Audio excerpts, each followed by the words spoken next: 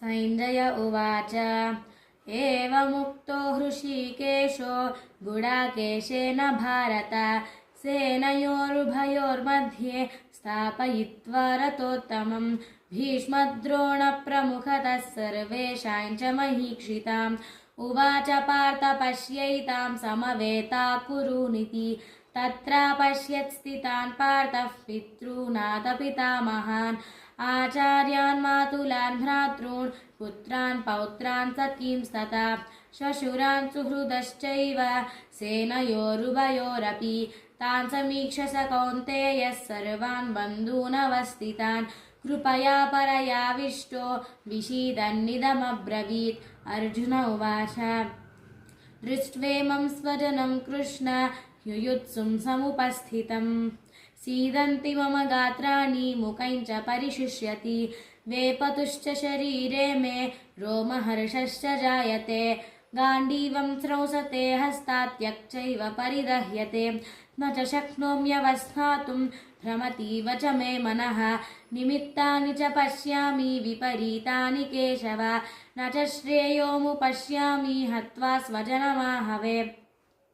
न काङ्क्षे विजयं कृष्ण न च राज्यं सुखानि च किन्नो राज्येन गोविन्द किं भोगैर्जीवितेन वा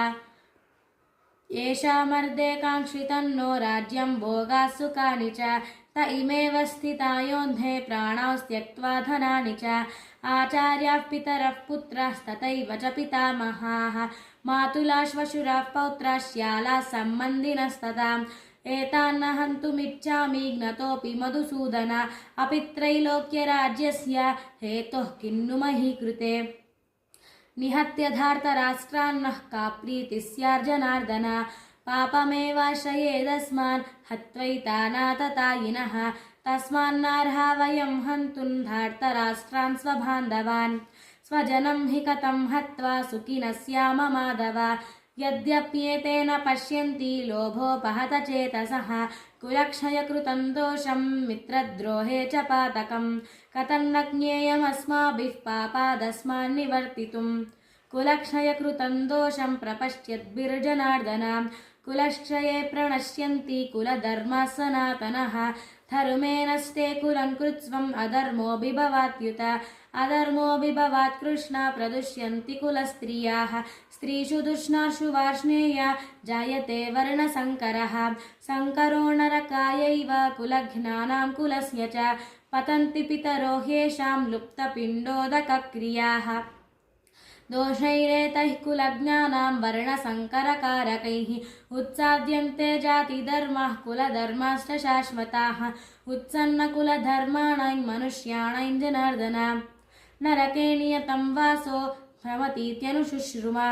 अहो बत महत्पापं कर्तुं व्यवसिता वयं यद्राज्यसुखलोभेन हन्तुं स्वजनमुद्यताः यदि मामप्रतीकारमशस्त्रं शस्त्रपावकैः धार्तराष्ट्रारणे हन्युस्तन्मे क्षेमतरं भवेत् सञ्जय उवाच एवमुक्त्वार्जुनः सङ्ख्ये रथोपस्तमुपाविशत् विसृज्य सशरैः चापं शोकसंविघ्नमानसः ॐ तत्सदिति श्रीमद्भगवद्गीतासु उपनिषत्सु ब्रह्मविद्यायां योगशास्त्रे श्रीकृष्णार्जुनसंवादे अर्जुनविषादयोगो नाम प्रथमोऽध्यायः ॐ श्रीकृष्णार्पणमस्तु योगेशं सच्चिदानन्दं वासुदेवं व्रजप्रियं धर्मसंस्थापकं वीरं कृष्णं वन्दे जगद्गुरुं कृष्णं वन्दे जगद्गुरुं कृष्णं वन्दे जगद्गुरुम्।